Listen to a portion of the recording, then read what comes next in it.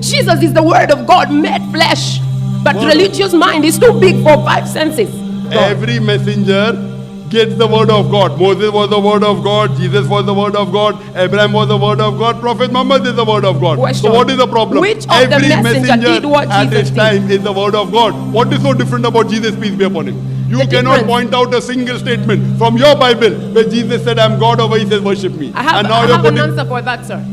Since the beginning of the word of the Bible till the time of Jesus, tell me any of the messenger you call who was capable to cast out devils, to heal the sick. If a person takes out devils from a person, does he become God? Sister, there are many human beings, even in Qatar, you have, who can do ruqya and can take out devil from the human being. That does not make them God. Does it make them God? They got that power from Jesus. I cast out devils myself in the name of Jesus. Oh, so you also become God now? No, I have been translated because of my faith in Jesus.